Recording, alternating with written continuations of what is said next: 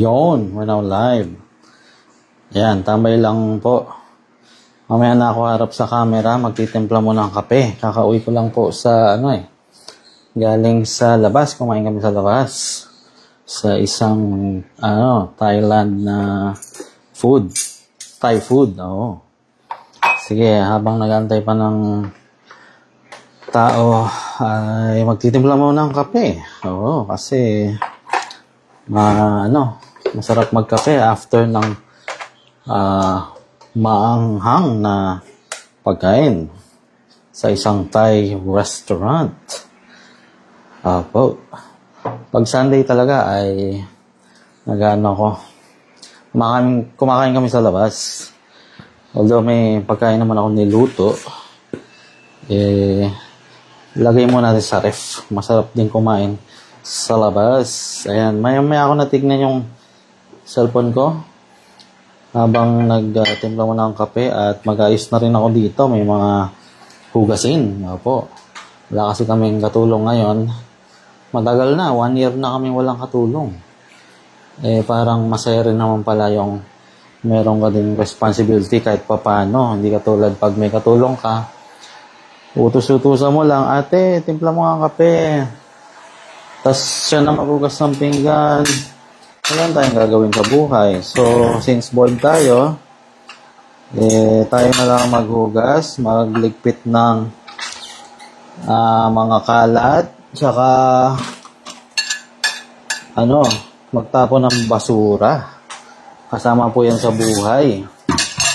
Forever po tayong maghugas ng pinggan. Oo. At habang ako ay naghugas ng pinggan, magla-live muna ako. Hindi ko alam kung narinig niyang tubig, no? Pero ako po ay nasa kusina right now. Mga ilang hakbang from my phone. Ayan po ang kagandahan ng Bluetooth mic na bigay ni Bellona. Salamat sa Diyos. Tita Bellona, kung gusto niyo po ng mic na Bluetooth, ay pumunta po kayo sa Canada. Bibigyan niya po kayo ng Bluetooth mic. Or pag napagkatuan po kayo niya ay papadala niya po kayo ng Bluetooth mic. Ayan, ang title po ng aking live ay Si Zayla ay walang B. Opo, nililigaw niya pa po tayo dahil may sinabi siya na about para daw tong chess. Isa daw siyang chess master. Kilala naman natin kung sino yung chess master. Si Ayuk. Opo, si Brad Arnel Ayuk Gutierrez. Shoutout kay Brad Ayuk na matagal nating hindi na papakinggan. Siguro dahil nagtanim siya ng kamote at ngayon ay siya na yata si Zayla. Pero mukhang nililigaw lang tayo ni Zayla. Siya yung meron akong duda kung sino siya. Oo, hindi ko muna sasabihin pero parang he sounds like one of the tropa dyan sa kabila. Yung mga tumitipon ng mga lumabas. Oo, parang taga dun. Dahil kampi siya dun sa mga kay Badong. Boss niya yata si Ad Hominer Badong. Ayan. Hindi ko alam kung anong trip niya sa buhay pero gusto niya akong binabash palagi. Since ako ay bored again, di mag-contentan tayo, Zayla, na walang B. You can come up here, Zayla. May link dyan. I-click mo lang kung meron kang balls. Pero since ayaw mong makilala na ikaw ay isang lalaki, I don't think na i-click mo yan. Oo, tingnan nga natin kung may tao. Brad Robert St. James. Thank you po sa 10 stars. For some reason, di ko nakuha yung mga stars. Hindi siya na-monetize. Hindi ko alam kung bakit gano'n. Laging $0 palagi. But keep on sending. Baka naipon. I don't know. Pangkapi-kapi din natin. Yes po. And after this live po, i-upload natin sa YouTube para hindi mabura. Kasi after 30 days, nabubura ni YouTube. Ayan, gawin lang natin tong 1 oras siguro dahil alis kami. Oo, maglalakad-lakad kami at magja-jogging para matunaw ang mga taba-taba. Yes po, papahinga lang ako dahil bagong kain, masarap pong mag-coffee. So, antayin natin si Sayla kung mayroon siyang B. I-click niya po yung link dyan. Ayan, so regarding naman sa wait lang, meron pa ng comment si Zayla. Kanina pa siya nagko-comment, sabi niya, ano ba? Sinungaling ka talaga, parang si George kung magsalta. Sinungaling ka sa Diyos. Oo, sabi mo magla-live ka, hindi naman pala, sabi ni Zayla. Oo, ito ako ngayon, nagla-live. Ano ka ngayon? Oo, di talo ka na, mag-live na ako. Oo, para ako si FLM, pambira. Ayun, so pag-usapan natin si Aljur. Opo, yung idol natin kumakanta, si Aljur. Ginawan siya ng meme sa toilet kumakanta. Saka si AJ Roval. Ano siya baka naimbitahan or paano ba? Sabihin mo ng malungkot at ang way niya para sumaya ay mag-religion. Just like all of us in the past, tayo ay nalungkot at naghanap tayo ng community na sasalo sa ating kalungkutan pansamantagal. Inabot tayo ng ilang taon na inaliwin nawa ng MCGI. But then, na-realize mo na ito ay ano lang pala, for the benefit of themselves. Wala po tayong papangalanan, pero mayroon pong mga nakinabang, of course. So, hello kay ERG Wolf. Oy, brother, anong masabi mo kay Ate AJ Roval? Nalungkot po ako para kay AJ Roval, sis AJ, kasi nalungkot din si Nightblood. Kasi magbabagong buhay na daw si AJ. Kaya mababawasan daw ang mga AJ Roval sa mundo. Hindi ko alam, parang na-invite lang naman yata. Dahil lang kanyang parent na si sino pa niya, Jeric Raval ay naging kapatid o kapatid pa rin siguro, I don't know, pero nahuhulihan sila na umiinom ng alak at si brother ay uminom ng soju, yung isang brother. At karaniwan sa mga mga artista na lagi MCGI ay may mga ginagawang something on the side. Hello kay John Ray Mendoza, magandang hapon. Rox, what's up? Anyone can come up, meron tayong link dyan to join. Idol ko kasi si Ate AJ. Idol po natin lahat yan. Medyo ibang generation for us, no? Mga matanda na kami, pero si AJ ay in the past many years ay sumikat talaga siya.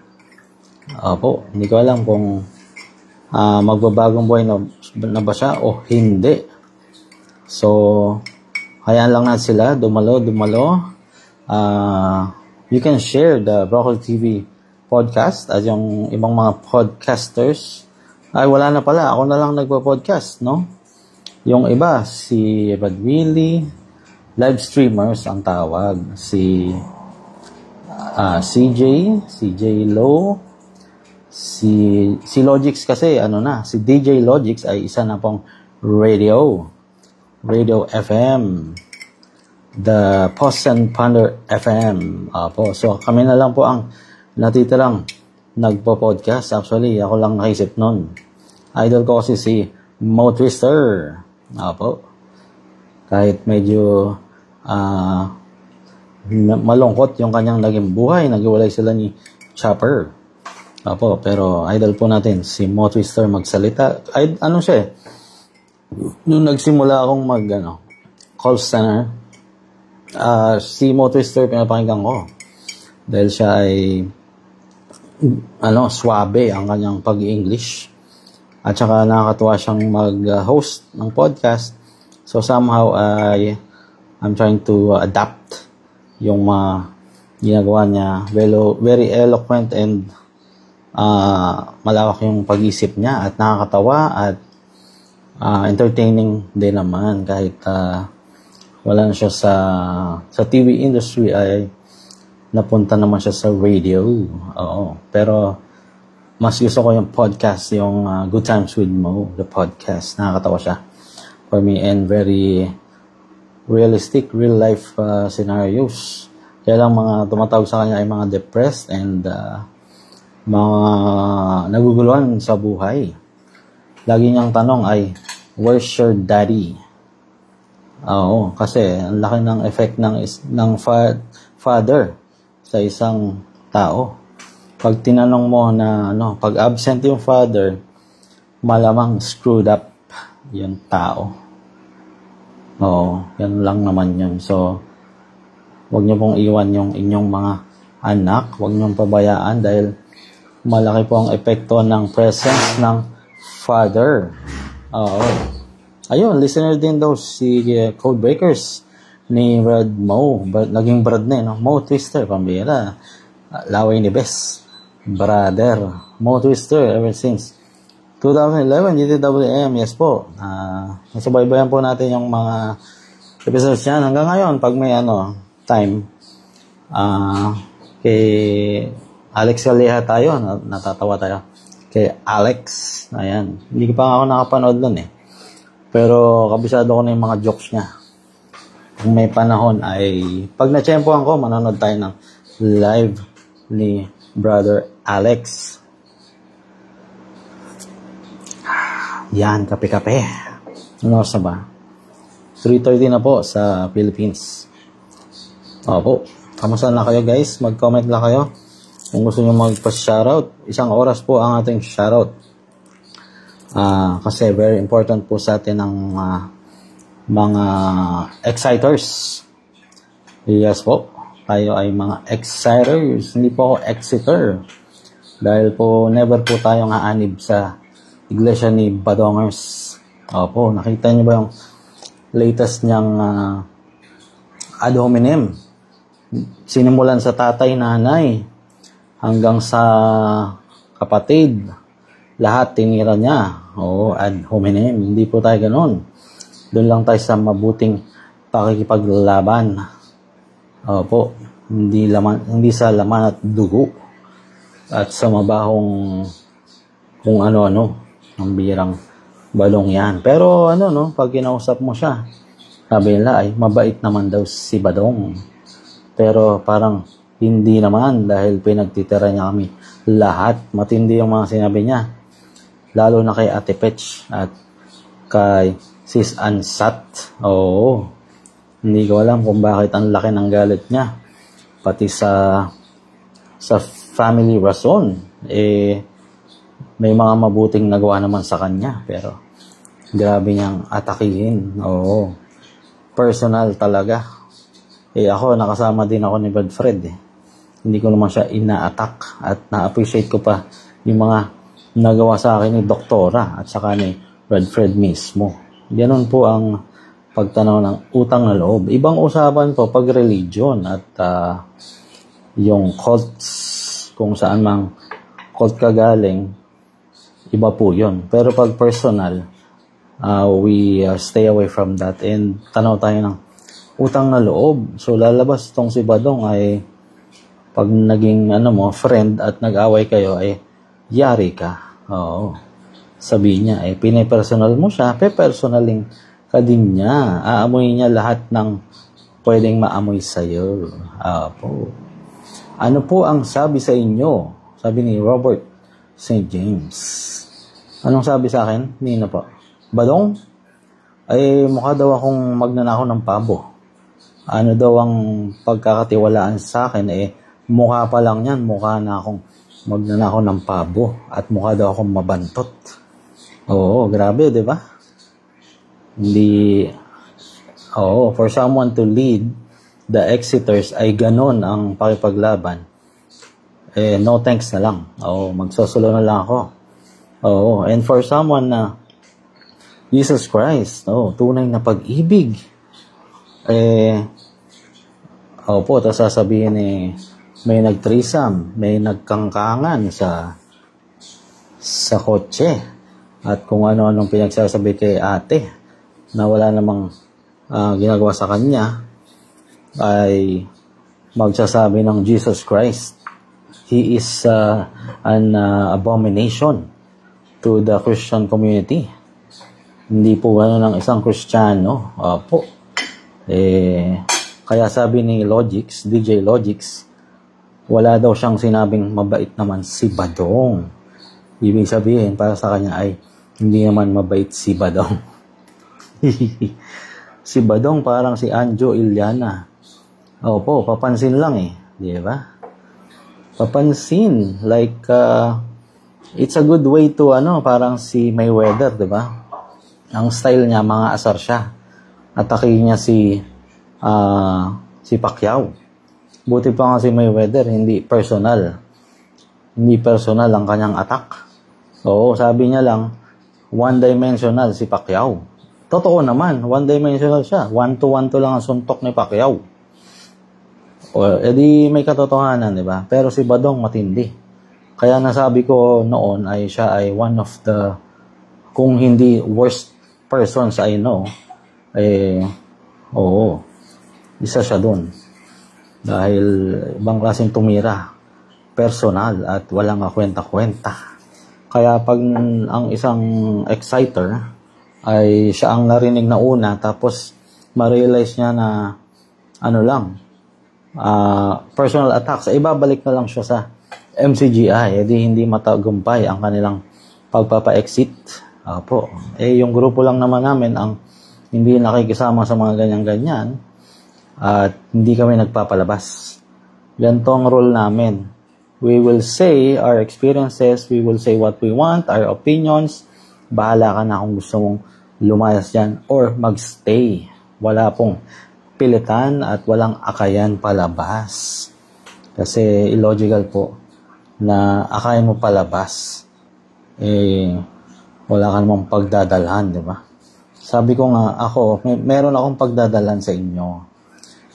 Saan po yon? Somewhere na hindi delusional. Doon lang sa practical at utilitarian. Doon sa beneficial for everyone. Na kung beneficial sa'yo yung nasa loob ng cult, diyan ka muna. Wala pong time limit. You can exit kahit po sa end of your life. Pwede po. Papatawarin ka naman ng Diyos. Ayun, sabi ni Moichiro Tokito, ang bira, Japanese, may tumatahol sa galit na INC Exeter dahil nagamit daw tayo ng INC para makapuntos sa MCGI. Talaga ba? Sino kaya yan? Dahil nagamit daw tayo. Actually, mabait nga yung mga INC. Magra-rally nga sila. Peaceful rally. Wala tayong masyadong comment sa INC kasi mabait sila sa atin. Mali po yung naramdaman natin noon. Gumawa lang si Best ng imaginary enemy dahil part po yan ng cult playbook. Pero in reality ay mabait naman po sila. Wag lang yung mga extremist. Ganyan din po sa MCGI. Pag extremist ka ay masama po yun. So, sana ay wag nang tumahol. JC Mendoza, wala naman tayo personal. Tayo kasi debunking pagiging illogical nila. Double standard. Unlike my personal attack, si Badong, pambata, walang sense, mga expose mababaw. Personal, wala na siyang pakialam dun sa position nilang mag-asawa sa kotse. Pinagtatawanan pa niya. Ang birang Badong yan. Kamusta, Brock? Sa may Code Breakers, may retreat at training ako ngayon. So, maglit lang para sa live na. Salamat sa Diyos sa Code Breakers. Mapagpalang hapon sa iyo mula sa mga blessing ng Anunnaki. Opo, Anunnaki po talaga ang punot dulo. Ay, ang ganda ng Anunnaki. Especially yung Epic of Gilgamesh. It's a great epic. Grabe, ano siya? Dramatic, psychological, emotional. Yung, di ba, nalungkot siya, nagkaroon siya ng friend. Nakalimutan ko pangalan. Basta, tapos naging best friend sila, tapos namatay yung friend niya. Oo, nalungkot siya. Talagang real human emotions. Although, anthropomorphic din, no? Pero, ang galing. Ganun ang epic na yun, kahit lumang-luma na. Oo. Ang ganun din ang tingin ko sa Bible. Opo. Anthropomorphized and hindi siya dapat i-take literally. Opo. Yung mga kumain ng ano yun? Ng prutas. Hindi po yun literal. For me po, baka yung iba ay literal sa kanya. Ano kaya ang mukha ng magnanakaw ng cellphone para maiwasan ko na? Po. Pag magnanakaw po ay mukhang mabait yan. Mukhang santo. Wala pong nanakawin. Kahit ano. Ganun po. So, pag sinabihan tayong magnanakaw ng pabo, pang-asar kasi ni Bes yun sa kay Manalo sa INC. At kuwang-kuwa ni Badong yung kanyang pagiging may laway pa ni Bes. Opo. So, kung magnanakaw ng cellphone ay baka po pogi yan. Dahil hindi siya magpapahalata na siya ay magnanakaw. Yung mga INC pinagtatawanan ng MCJ dahil nag-rally sa Luneta. Okay. Baka ayaw ng MCJ ng change. Baka gusto nila paurong. Po. Sa dami po ng nakawan na nagaganap ay okay lang po yung gagawin ng INC. Ang masama po yung wala kang gagawin. Pag MCJ ay dadalawin ka sa may baha. Nakita niyo yung video na kumakanta ng kaibigan tapos kinakantahan yung mag-asawa sa baha. Opo. Kultong-kulto. JC Mendoza, wala naman kayo personal attack when 3 pa ako nakikinig sa inyo. Mostly sa inyo, debunking pagiging illogical, yes. Substandard. Kaya napa-exit ako kasi totoo at may sense. May critical thinking kayo, mag-expose at mag-assess sa cult at lalo sa mga claim nila, unlike kay Badong, puro personal attack, pambata, walang sense, mga expose, mababaw. Parang ito rin yung comment mo kanina, dinagdagan mo lang, pambira. Brad JC, we like to, yung mga expose ni Kuya Del ay backed up by evidence and resibo and logic. Opo. Kay Badong, wala namang logic dun Naamoy niya, mabaho panty. Anong logic nun? Anong relation nun sa pag-exit ng kapatid sa MCGI? Wala. Mambira. At saka ba't niya naamoy? Opo. Sabagay, tagalabas siya di ba? Siya ay may nangangamuhan. Pinagsisilbihan niya ang amon niya. At hindi naman daw siya naglilinis ng toilet. Opo. At kung maglinis man daw siya ay ayon daw yon sa kanyang mabuting kalooban. Extra mile. So naglilinis ka rin pala, Badong, ng toilet. So kung kaya po nasabi ni Ansat na kaya niyang pasweldoin si Badong. Kung he's doing that for money, then kung tutumbasan ni Ansat ang sweldo niya, ay pwede niya ring linisin yung toilet ni Ansat lalabas. Brad Robert St. James, kung pogi siya, ay bibigay ko na. Pambihira. Yes. E.G. Wolf, generic mga banat ni Badong. Walang talab. And ad hominem. Napaka petty. Pero pag kausap mo siya, ay mabait naman daw. Iba kasi yung kausap mo personal at yung inano mo sa yung nilalabas mo sa air, sa live stream. At nakikita natin ngayon ay messianic complex na naman ang naramdaman natin. Parang gusto niyang maging siya palagi ang bida at nagpapalabas ng mga tao. Delikado po yung ganyang tao dahil wala naman siyang pagdadalhan. Sabihin niya kay Jesus Christ. Alamin mo muna ang background ni Jesus Christ. For me kasi, si Jesus Christ ay isang wala tayong pagtatalo sa yung existence niya, no? Okay, given na yun. Sige, nag-exist. Pero it's the Christ consciousness. Dapat ay hindi tayo literal. Dapat po ay spiritual. Kung ginagawa mo ba yung mga tinuturo ni Jesus. So, kung hindi ako naniwala na literal ay lumakad siya sa tubig, does that make me a bad person? I don't think so. Pero yung paglakad niya na yon ay mayroong spiritual meaning at dapat yun ang ina-absorb mo sa buhay mo at isa sa buhay.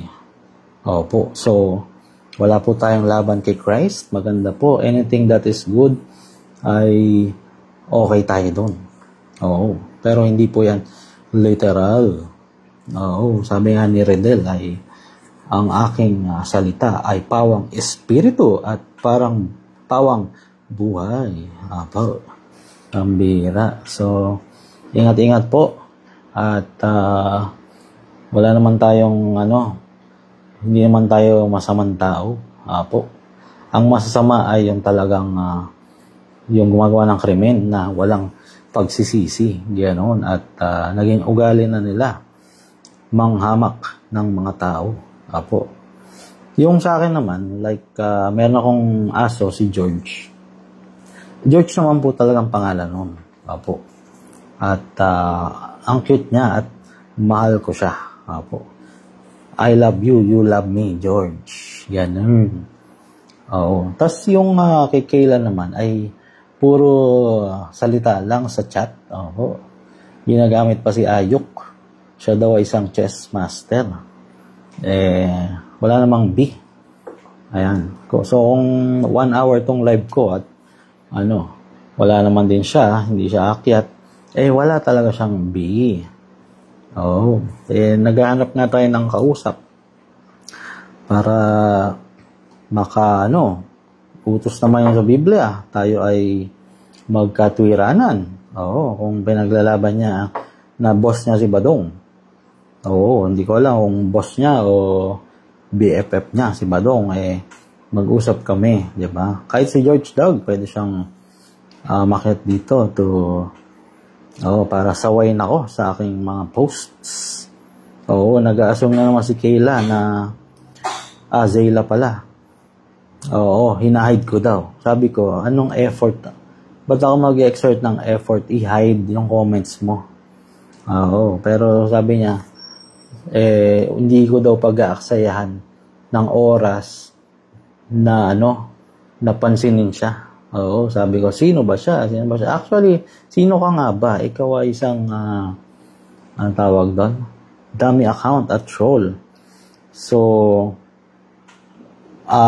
ang sinasabi kong wala akong oras is yung mag-hide. Walang logic na i-hide ko at i-screenshot ko at aasarin kita. Ba't ko gagawin yun? So, meron siyang sinasabing option sa page na moderation assist.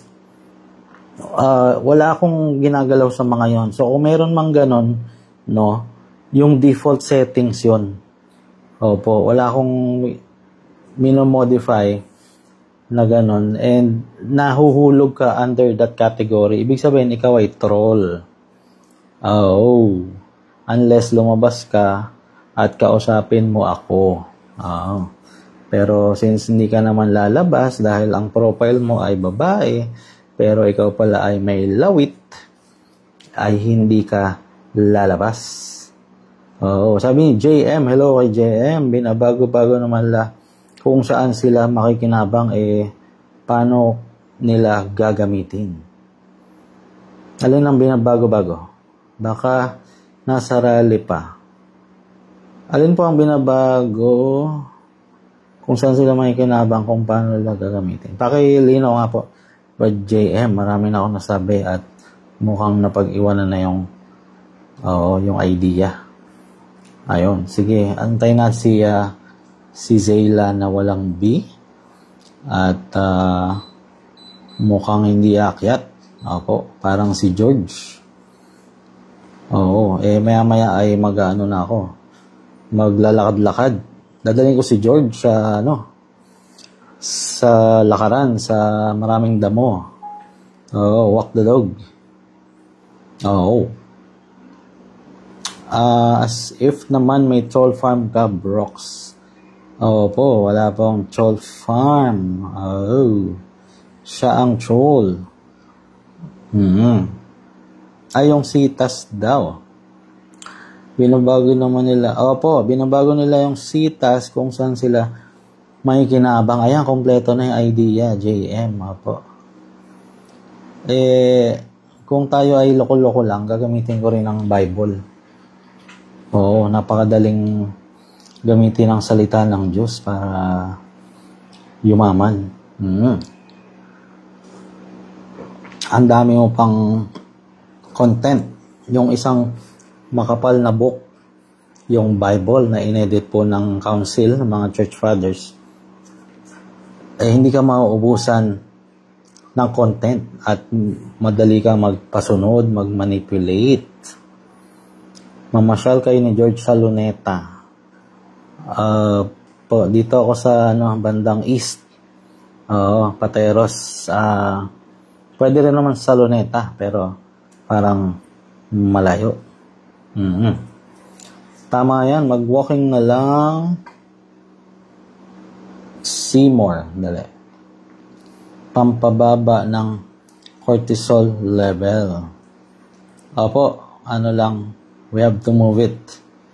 Move it para wag po tayong ma-diabetes at ma-stroke. Opo, nakakain nga ako kanina ng Bicol Express, pambihira. Iniwasan ko kasi pork. Pero may umorder kasi ng Bicol Express, kaya napakain tayo ulit. Kaya hindi na tayo pumapayat. Pambihira. Ayan, pakitag po nga si Zayla. Ba't Kayla palagi naisip ko? Kasi wala namang pangalang Zayla. Ewan ko wala namang ganun Pero, wala po siyang magawa at namimiss na niya ako. Kasi nag-comment siya kanina na, Brox, wala ka bang live? Ibig sabihin, inaantabayanan niya rin ako kahit papano. Kasi kung wala siyang paki sa akin, ay hindi niya ako aabangan mag-live. Opo, baka namimiss na niya ako at nade-develop na siya sa akin. Opo, kahit po siya ay lalaki na walang B.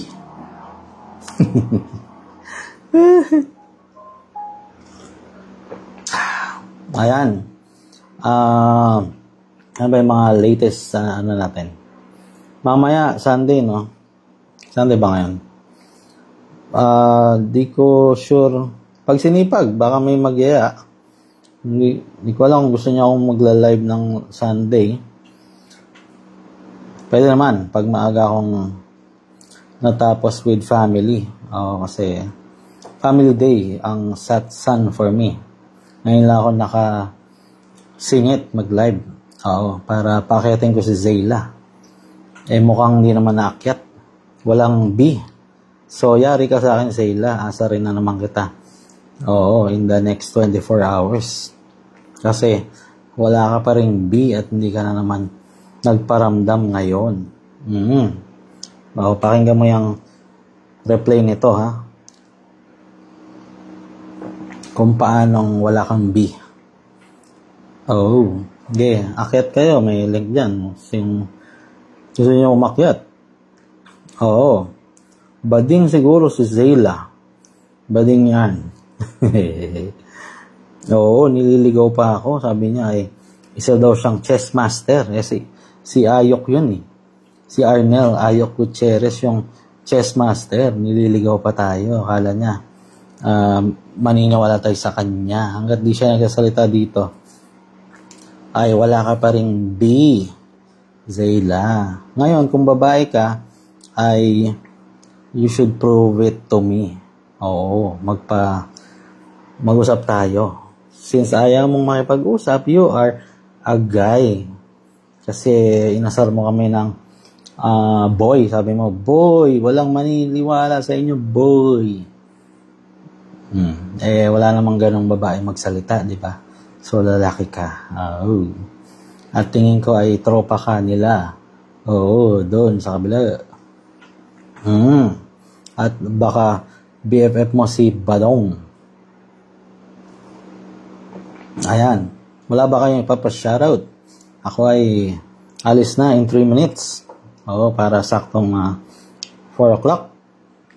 Babiyahe pa ako eh. Yung aming pinagjajagingan ay about 30 to 40 minutes away from here. Oo, road trip muna bago makapag-jogging. Ganun po kami ka-board. Oo, maganda kasi yung lugar. Mayroong football field tsaka malawak. Lagi kong dala yung bike ko, yung folding bike. Pwede ako mag-bike pagka pagod na. Ayun. Wala ba si Zayla at si George? O kung sino mang MCGI, baka may... hindi ko sure kung makapag-live ako mamaya. Ngayon lang to. Minsan lang to, George. Baka... doon galing yung expression na minsan lang yan, George. Kay George. Nakala ko nga, galit na siya sa akin eh. Dahil ang pangalan din ng George, ang dog ko ay George. Mukhang hindi naman. Dahil nagko-comment pa rin siya ng sinungaling ka sa Diyos. At tawa. Nag-troll lang yan talaga. Gumala ka na lang, Brox. Mamaya pagka na-board ako, mag-live ulit ako sa aking adventure. Pag ako ay nag-walking at jogging, hindi ako gano'n makapag-jogging eh. I can only run for about 20 seconds. After nun, masakit na pa ako. Sign nga tayo ng overweight at matanda na. Kaya walking and biking lang kaya ko. Pero just to challenge ourselves, baka sumali kami sa Spartan. Kung alam niyo yung Spartan ay parang sa KD Rock. Meron din sila sa KD Rock. So pag doon ang event, pupunta rin ako sa KD Rock. Pa-picture tayo kay Kuya. At minsan lang yan, George. Hindi ko alam kung anong gagawin sa akin ni Kuya. Pag kami ba ay pumunta ng KD Rock, ay ano bang gagawin sa amin? Pipigilan ba kami ng quad? O since magbabayad naman ako, gagamit lang akong facilities nila at magi-Spartan kami doon, welcome ba ako doon? Yun ang tanong. Baka bigla na lang akong isako ang ulo ko at ilagay ako sa puting van. Joke lang po. Peace po kami ni Kuya. Inantay ko na lang yung payment. Pag nakuha ko na yung 5M from someone na parang may titigil na ako sa pagla-live. Mamimiss niya ako.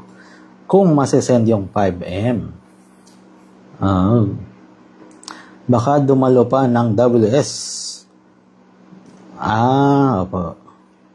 Exeter daw yan si Zayla na walang B. Paulo na, mahalay buhok mo, bros. Wala nga nakapuyod yan. Ano ba yan? Ang iksi nga eh. Ang bihira. Mas okay talaga ang walking. True, magbabayad ka naman. Sabi ni JM. Di naman religious gathering. Oo, ang duda namin ay agnostic si Kuya. Sabihin mo ng agnostic taste. Oo, napasubo lang siya. Dahil siya yung pumalit. Anong gagawin niya? Nandun naman talaga ang pera. Lahat tayo kailangan ng pera. So, I am willing to accept any kind of money na lang, money. Na kayang bumili ng house and lot. At makukontento na ako doon. Ako ay parang si Kuya Adel, nakita lang yung chicks na dumalo sa palit, ay babalik na daw siya ng MCGI. Siguro ay sapat na ang 600 plus na episodes ng Bokal TV para sa inyong mga critical thinkers. Hello kay si Seth. Si Seth. Hi Brox, ano naman yan? Ako po ay nag-live para kay Zayla na walang B. Wala po tayong kaalam-alam kay Zayla. Siya po ay isang keyboard warrior na walang B. Biro mo, araw-araw ko siyang sinasabihang walang B. Pero wala pa rin talaga. Pinapatunayan niya lang na siya ay walang B. Kung ano yung B ay bala na kayo. Birang Zayla yan. Ayan. Hello kay si Seth. Long time no hear. Alam ko nagla-live ka na rin si Seth. Collab tayo, collab. Atakin natin si Zayla.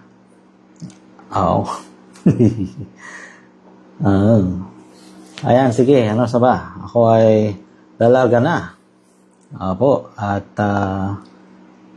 hindi ko ma-promise na may live mamaya, pero mukhang wala. Depende po kung magkayaan ng tropa. Ayan, sige. Ingat po kayo. Napatunayan na lang po natin ngayong live na to na si Zayla ay wala talagang B. Yun lang po. Salamat sa Diyos. Ingat po kayo. And God bless.